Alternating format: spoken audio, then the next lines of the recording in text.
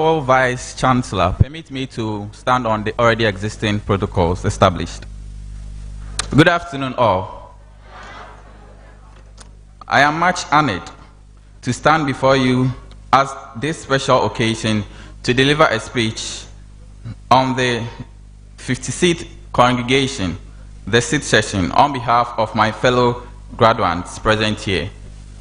When I received a call that I'll be presenting a speech here today, I was so humbled.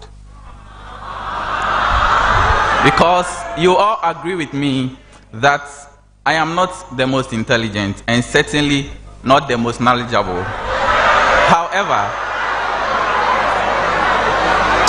However, my fellow graduates have agreed to let me represent them today on this special occasion. The Lord has made it so. Among us here today is a first-class student who always dreamed to be a valedictorian, a second-class upper student who missed out on a first class by just a small margin, a second-class lower student whose only wish was to make it to upper, a third-class student who prayed so hard to make it to second-class lower, and a past student who is so happy to be here to celebrate with us. Whichever your story is, we are all here to celebrate this milestone together and pat ourselves on the back for a job well done. Are you equal to us all? A little over 4 years ago, most of us walked into this prestigious institution, affectionately called by many the University of Competitive Choice. Amidst all the scary news we heard, most of us came with high hopes. I remember back in level 100 where a video was trending of a colleague who wanted to graduate with a first-class upper. She was so filled with zeal and enthusiasm. And so yes, we all came with nice dreams. I believe my colleague had achieved their dream or even better. We are all gathered here today, and if for nothing at all, we celebrate the Muslim. We came, we saw, and we did our best to conquer, but not to be conquered. And this feat is worth celebrating.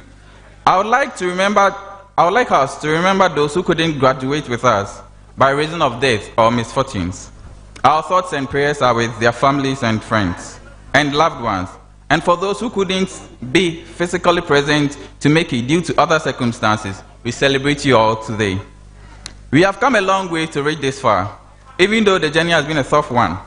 Right from level 100, we were hit with the COVID-19 pandemic, numerous strikes, and even an instance where campus was flooded to the height of our shoulders. Yet, here we are in our numbers, beaming with smiles. Is this not a reason to celebrate? I remember in level 100 when my phone was stolen and I ended up writing the wrong quiz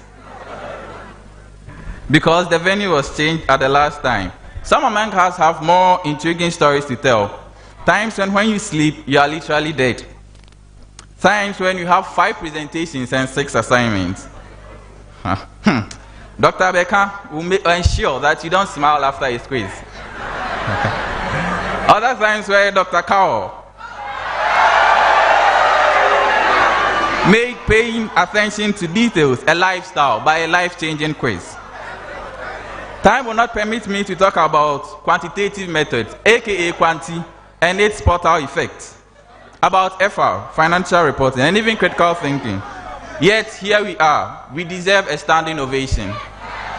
Colleagues, people ask me how I did it, how I pulled through the hurdle, and how I learn. It is not really about the how, but the why.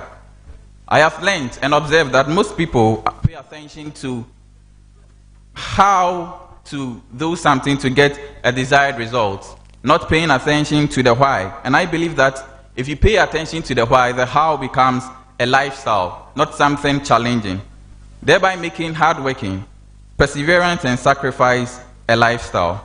Nonetheless, The undergirding truth is that the Almighty God is the center of what you see here today. So I dedicate all this to Him. Believe me when I say the Lord has been good to us all. And the goodness of the Lord is not measured by the class we are graduating here today.